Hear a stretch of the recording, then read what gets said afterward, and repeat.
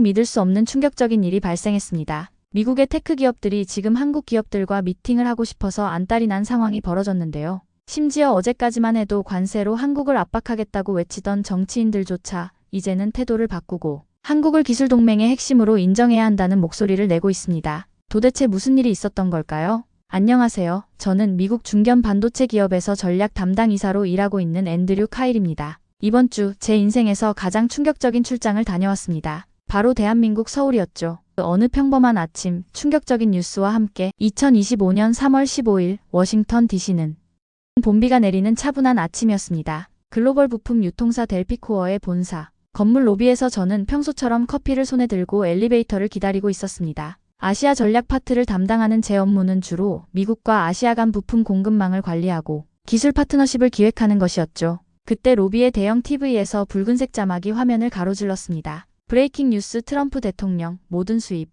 반도체 및 전자부품의 25% 관세 부과 검토 한국 포함. 커피 잔을 떨어뜨릴 뻔했습니다. 모든 수입 반도체? 저는 잠시 화면을 응시했습니다. 이건 단순한 관세 정책이 아니라 글로벌 기술 산업 전체를 뒤흔들 폭탄 선언이었습니다. 삼성전자와 SK하이닉스는 세계 메모리 시장의 70% 이상을 점유하고 있고 현재 미국 내 생산시설은 이를 대체할 만한 역량이 전혀 없었기 때문입니다. 앤드류, 오늘 주식시장 박살나겠는걸? 재무팀 스티브의 말이 귓가에 맴돌았습니다. 그는 눈이 충혈된 채 화면을 응시하고 있었죠. 잠시 후 저는 사무실로 들어가 시장 반응을 실시간으로 지켜봤습니다. 혼란은 이미 시작되고 있었습니다. 정오가 지나자마자 CNBC 긴급 속보, S&P 500 지수 3.2% 하락, 나스닥 4.1% 폭락. 테크 기업들의 주가는 마치 절벽에서 떨어지는 돌처럼 추락했습니다. 인텔 -6.2%, 엔비디아 -7.8%, AMD -5.4%, 애플 -4.9%, 테슬라 -8.1%. 오후 2시 회사 전체 긴급 화상회의가 소집됐습니다. CEO 마이클 핸더슨이 입을 열었습니다. 여러분, 상황이 심각합니다. 인텔 CEO가 방금 성명을 발표했습니다. 한국은 반도체 공급망의 핵심이며 한국과의 협력 없이는 우리의 기술 산업도 미래가 없다고 말이죠. 이건 미국 최대 반도체 기업의 수장이 백악관 정책에 공개적으로 반대한다는 뜻입니다. 침묵이 이어졌습니다. 그리고 CEO가 저를 지목했습니다. 앤드류, 이번 주 안으로 한국에 다녀오게. 직접 보고 오게나. 지금 한국 현장이 어떤 상황인지, 삼성과 SK하이닉스 쪽은 어떤 전략을 세우고 있는지 알아와야 하네. 저는 그날 밤 한국행 비행기를 예약했습니다. 비행기 안에서 저는 최신 반도체 산업 보고서를 검토했습니다. 2024년 기준 글로벌 메모리 시장에서 삼성전자는 43.2%, SK하이닉스는 29.7%를 차지하고 있었습니다. 미국의 마이크론은 겨우 18.5%였죠. 특히 AI용 고대역폭 메모리 HBM 시장에서는 한국 기업의 점유율이 무려 80%에 달했습니다. 우리가 과연 이들 없이 살아갈 수 있을까?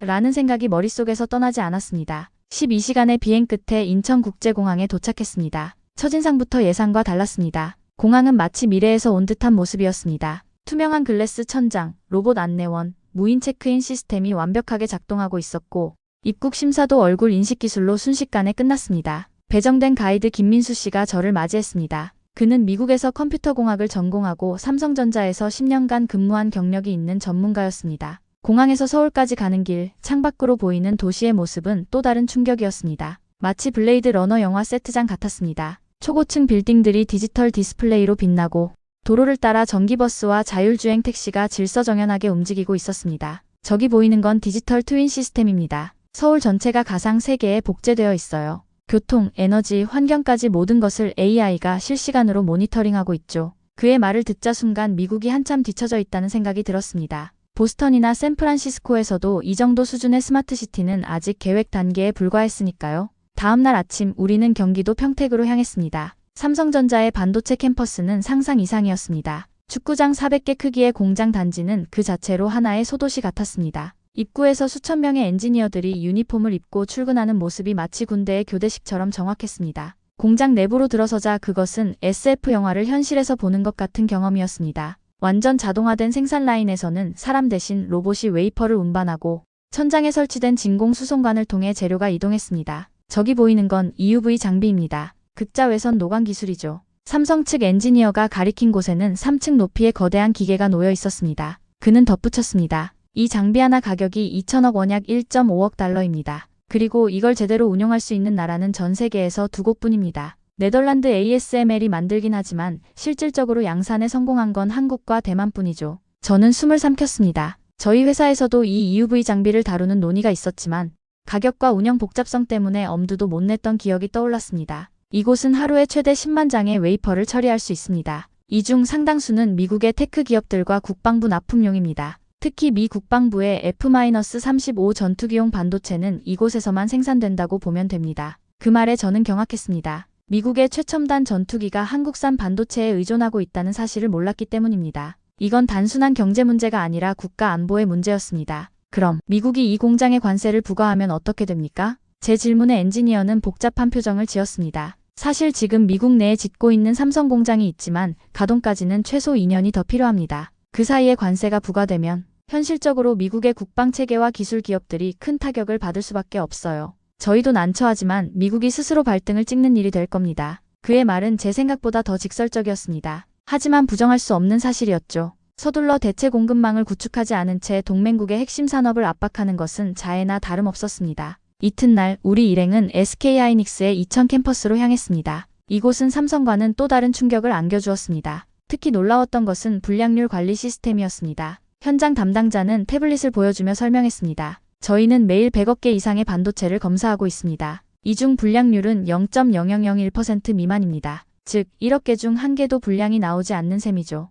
제 뒤에 서 있던 동료 에릭이 놀라 휘파람을 불었습니다. 이건 미국 내 최고 수준의 공장보다 100배 이상 정밀한 품질 관리였습니다. 어떻게 이런 수준이 가능한 겁니까? AI 기반 품질 관리 시스템 때문입니다. 저희는 2020년부터 생산 전 과정에 머신러닝을 도입했어요. 센서가 0.01나노미터 수준의 오차도 감지하고 이상 징후가 보이면 자동으로 생산 파라미터를 조정합니다. 그는 자랑스럽게 덧붙였습니다. 이 기술은 저희가 세계 최초로 개발했고 현재 IBM이나 인텔에서도 벤치마킹하려고 노력 중입니다. SK하이닉스의 글로벌 마케팅 담당 이사와의 대화는 더욱 충격적이었습니다. 관세요? 솔직히 말씀드리면 저희는 기술력으로 이겨낼 자신이 있습니다. 지금 개발 중인 HBM사는 현존 메모리의 2배 대역폭을 자랑하죠. 엔비디아, 구글, 메타는 벌써 선주문을 완료했습니다. 관세 추가되면 그 비용은 결국 미국 기업과 소비자가 부담하게 되는 거죠. 그는 잠시 망설이다 덧붙였습니다. 트럼프 정부의 관세 발표 이후 미국 기업들이 오히려 더 적극적으로 연락해 옵니다.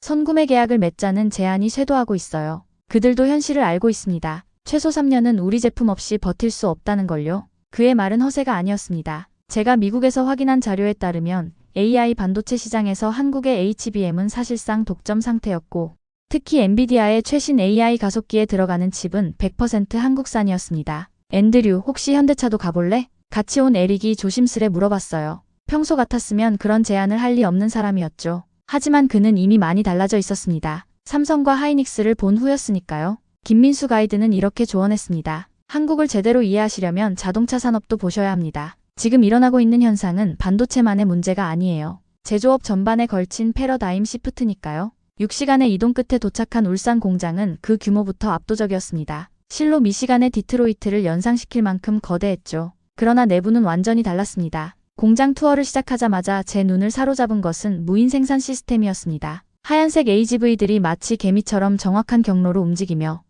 부품을 나르고 있었습니다. 천장에는 센서와 카메라가 촘촘히 배치되어 있었고 모든 움직임은 중앙 AI 시스템에 의해 제어되고 있었습니다. 현장 책임자는 자랑스럽게 설명했습니다. 이곳은 하루 평균 5,000대의 차량을 생산합니다. 10분마다 완성차 한 대가 라인에서 나오는 셈이죠. 5,000대요? 하루에?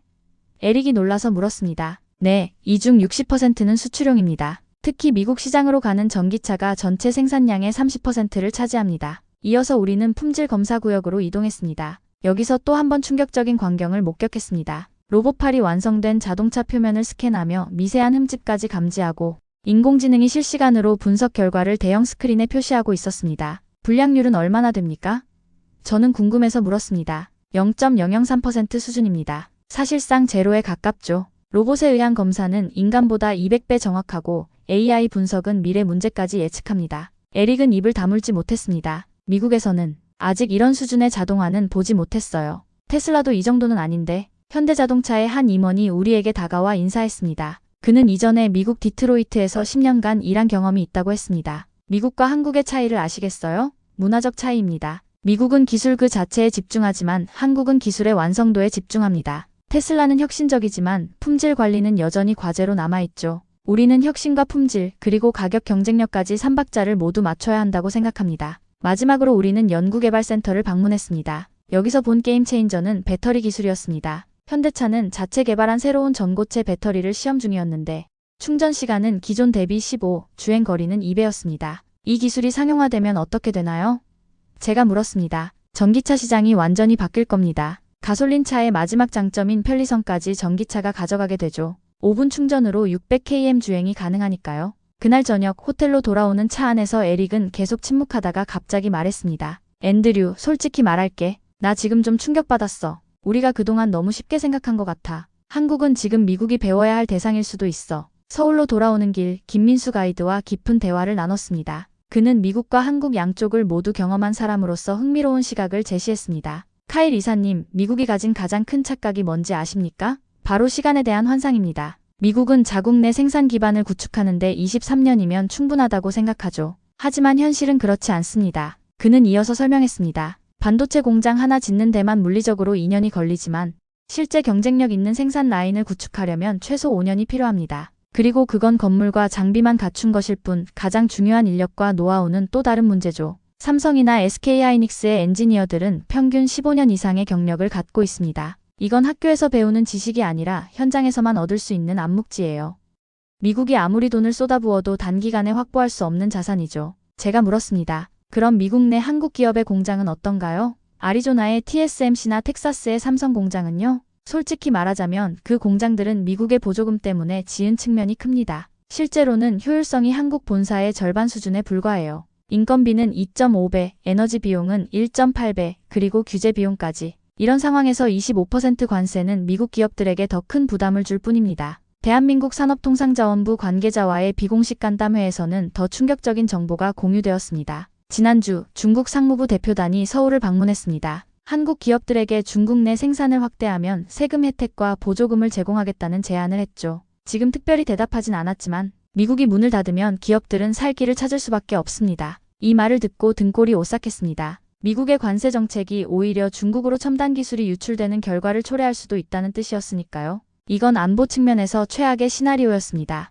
출장 마지막 날 전에 저는 삼성전자의 기흥 R&D 센터를 방문했습니다. 이곳은 일반 방문객에게는 거의 공개되지 않는 삼성의 두뇌였습니다. 가장 놀라웠던 것은 양자 컴퓨팅 연구센터였습니다. 영하 273도에 가까운 극저온 환경에서 양자 비트를 제어하는 시스템이 작동하고 있었습니다. 저희는 현재 128큐비트 양자 프로세서를 테스트 중입니다. IBM과 구글을 따라잡았고 내년엔 넘어설 계획이죠. 연구원의 자신감 넘치는 설명에 저는 놀랄 수밖에 없었습니다. 미국 정부가 막대한 자금을 투자하는 분야에서 한국이 이렇게 빠르게 발전하고 있다는 사실이 믿기지 않았습니다. 다음으로 간 곳은 반도체 수율 분석실이었습니다. 여기서 정말 충격적인 데이터를 접하게 되었습니다. 삼성전자의 D램 단일 제품 수율이 몇 %라고 하셨죠? 현재 기준으로 99.98% 이상입니다. 실시간 품질 검사 알고리즘과 머신러닝 기반 생산 공정 최적화 시스템 덕분이죠. 그 말에 저는 펜을 멈추고 고개를 들었습니다. 이건 거의 완벽에 가까운 수준인데요. 미국에서도 이런 생산성은 보기 힘듭니다. 물론입니다. 미국과 유럽은 지금도 수율을 97%대로 유지하는데 어려움을 겪고 있는 곳이 많죠. 특히 첨단 공정으로 갈수록 불량률이 급증하거든요. 그는 태블릿을 보여주며 더 충격적인 데이터를 공개했습니다. 이건 미국 애리조나에 있는 TSMC 공장과 한국 평택 공장의 비교 데이터입니다. 동일한 설계, 동일한 장비를 사용해도 생산성의 3배 차이가 납니다. 원인은 인력과 경험의 차이죠. 정말 놀라운 사실이었습니다. 흔히 반도체 산업은 장비와 설계가 핵심이라고 여겨집니다. 하지만 실제로는 그 장비를 얼마나 숙련되게 다루느냐에 생산성이 크게 좌우되는 것이었습니다. 서울에서의 마지막 밤, 저는 호텔 창가에 앉아 글을 써내려갔습니다. 창밖으로 보이는 서울의 야경은 마치 미래에서 온 도시처럼 빛났습니다. 30층 위에서 바라본 이 풍경은 제가 지금껏 알던 한국의 이미지를 완전히 바꿔놓았습니다. 보고서의 제목은 간결하지만 강력했습니다. 더 리얼 프론트라인 반도체 전쟁 속 한국이 지키는 미국의 미래. 서두에는 최근 미국 주식시장 상황을 상세히 분석했습니다. 2025년 3월 18일 트럼프 대통령이 한국과 대만 포함 모든 반도체 수입에 대해 25% 관세를 검토한다고 발표한 직후 S&P 500 지수는 단 3시간 만에 3.7% 급락했습니다. 나스닥 기술주는 무려 4.5% 이상 하락하며 주요 반도체 기업인 AMD, 인텔, 애플, 엔비디아 모두 시가총액이 하루 새 수십조 증발했죠. 이건 단순한 시장 반응이 아니라 미국의 자해에 가까운 결정이었습니다. 이어서 핵심 문제점을 지적했습니다. 대만의 TSMC와 삼성전자가 미국의 반도체 공장을 짓고 있지만 평균 공사 기간은 3년, 초기 생산 안정화에는 추가 12년이 더 필요합니다. 지금처럼 고율의 관세를 매기면 이 기업들은 생산을 확대하기는커녕 철수까지 고려하게 될 것입니다. 이미 미국의 인건비는 한국의 2.5배, 장비 도입 속도는 절반 이하입니다. 그리고 무엇보다도 이 공장들은 지금 당장 필요한 칩을 생산할 수 없습니다. 가장 중요한 인사이트는 다음과 같았습니다. 한국은 기술력, 생산력, 가격 경쟁력까지 3박자를 모두 갖춘 유일한 동맹국입니다. 일본은 기술력은 있지만 속도가 느리고 유연성이 없습니다. 중국은 싸지만 신뢰가 없습니다. 한국은 이 모든 조건을 안정적으로 갖춘 국가입니다. 특히 현장에서 직접 들은 말을 강조했습니다. 우리는 단순한 제조국이 아닙니다. 우리는 설계와 생산, 혁신을 동시에 하는 나라입니다. 이 문장을 굵은 글씨로 강조해 보고서에 넣었습니다. 마지막으로 국가 안보 측면의 심각한 위험을 지적했습니다. 중국은 이미 한국 기업들에게 적극적인 투자 유치 활동을 벌이고 있습니다. 미국의 관세 압박이 심해질수록 일부 기업들은 생존을 위해 중국 시장과 협력을 강화할 수밖에 없습니다. 이는 결과적으로 미국의 기술 안보에 치명적인 위협이 될 수 있습니다. 한국에서 개발된 첨단 기술이 중국으로 유출될 가능성이 높아지기 때문입니다. 밤 11시 마침내 보고서 최종본이 완성되었습니다. 저는 숨을 고르며 이메일을 작성했습니다. 수신자에는 본사 CEO뿐만 아니라 미 의회, 경제안보위원회 소속 의원들과 백악관 국가경제위원회 NEC 의장까지 포함시켰습니다. 이건 정치적인 행동이 아니라 국가 안보를 위한 경고였습니다. 전송 버튼을 누르기 직전 에릭이 문을 두드리고 들어왔습니다. 앤드류, 이메일 내용들 진심이야? 뭐가요? 한국이 우리보다 앞서 있다고 생각해? 저는 잠시 창밖 야경을 바라보다가 조용히 답했습니다. 앞섰다기보단 우리가 한국의 가치를 너무 오래 무시해왔던 것 같아요. 이 나라는 우리가 생각했던 것보다 훨씬 더 중요한 파트너입니다. 그리고 이메일을 전송했습니다. 슉소리와 함께 한국에서의 열흘이 기록된 한 편의 보고서가 백악관을 향해 날아갔습니다. 다음날 아침 출국 준비를 하던 중 김민수 가이드가 저에게 마지막 인사를 건넸습니다. 앤드류 씨, 혹시 미국으로 돌아가시면 이번 방문 내용을 꼭 알려주실 수 있을까요? 우리 입으로 말하면 잘 안 믿더라고요. 그 말이 어쩐지 가슴을 찔렀습니다. 그동안 너무 많은 편견과 오해가 있었다는 걸 실감했습니다. 네, 반드시 전하겠습니다. 한국은 절대 더 이상 작은 나라가 아니라고요. 이건 우리 모두의 미래가 걸린 문제니까요. 한국에서 돌아온 지 일주일 후 워싱턴 DC의 분위기가 미묘하게 변하기 시작했습니다. 미국 의회는 갑자기 백악관의 관세 확대안에 대해 전면 재검토에 착수했다는 발표를 했습니다. CNN, 폭스뉴스, CNBC 등 주요 언론들은 동맹국과의 관세 전쟁, 득보다 실이 크다는 기사를 내보내기 시작했습니다. 특히 놀라웠던 것은 실리콘밸리 CEO들의 집단 성명이었습니다. 그들은 모두 한 목소리로 한국과의 기술 협력은 미국 혁신의 핵심이라고 강조했습니다. 그리고 마침내 트럼프 대통령의 SNS 계정에 새로운 글이 올라왔습니다. 미국은 강해야 합니다. 하지만 진정한 힘은 믿을 수 있는 동맹과 함께할 때 나옵니다. 한국은 그런 파트너입니다. 협력의 문은 닫지 않겠습니다. 백악관 국가안보보좌관은 기자회견을 통해 관세 부과는 아직 최종 결정된 것이 아니며 동맹국과의 협의를 거쳐 미국과 세계 경제의 이익을 종합적으로 고려할 것이라고 발표했습니다. 물론 아직 관세는 완전히 철회되지 않았습니다. 정치적 역학관계와 국내 여론 등 고려해야 할 요소가 많기 때문이죠. 하지만 분명한 변화가 시작되었습니다. 저희 회사 내부에서도 큰 변화가 있었습니다. CEO는 한국 기업들과의 전략적 협력을 강화하는 새로운 부서를 만들었고 저를 그 책임자로 임명했습니다. 에릭은 이제 한국에 상주하며 현지 기업들과의 파트너십을 관리하는 역할을 맡게 되었습니다. 지난주 뉴욕타임스에서는 저를 인터뷰해 한국 출장의 경험을 듣고자 했습니다. 저는 솔직하게 말했습니다. 미국이 직면한 현실은 분명합니다. 기술 패권의 시대에서 우리는 혼자서는 살아남을 수 없습니다. 중국의 위협, 글로벌 공급망의 취약성, 그리고 기술 발전의 가속화는 우리에게 새로운 전략을 요구하고 있습니다. 그 전략의 핵심에는 협력이 있습니다. 특히 한국과 같은 기술 강국과의 협력은 선택이 아닌 필수가 되었습니다. 관세와 무역 제한으로 동맹국을 압박하는 것은 단기적인 이익을 가져올지 모르지만 장기적으로는 우리의 경쟁력과 안보를 약화시킬 뿐입니다. 기자는 마지막으로 물었습니다. 그렇다면 미국은 한국에 어떻게 접근해야 할까요? 저는 잠시 생각하다 답했습니다. 우리는 빠른 시일 내에 해법을 찾을 것입니다. 왜냐하면 한국은 우리가 손을 내밀 때 항상 기다려주었기 때문입니다. 이제는 우리가 진정한 파트너십을 보여줄 차례입니다. 한국 방문의 모든 충격과 깨달음은 이제 저의 일부가 되었습니다. 미국의 기술 안보와 경쟁력이 한국과 같은 동맹국과의 협력에 달려있다는 진실을 직접 목격한 경험은 제 인생의 전환점이 되었습니다. 이 이야기는 한 개인의 출장 경험이지만 그것이 상징하는 바는 더 크고 중요합니다. 21세기 기술 패권의 시대에 어떤 국가도 혼자서는 승리할 수 없습니다. 진정한 경쟁력은 파트너십과 협력에서 나옵니다. 한국의 기술력과 미국의 혁신이 만날 때 우리는 함께 더 강해질 수 있습니다. 그것이 제가 서울에서 배운 가장 중요한 교훈입니다. 오늘의 사연은 여기까지입니다. 갈수록 격화되는 국제 정세 속에서 대한민국은 기술과 제조, 그리고 성실한 국민성까지 모두 겸비한 뛰어난 나라입니다. 오늘 사연 어떠셨나요? 재밌으셨다면 구독과 좋아요 부탁드립니다. 감사합니다.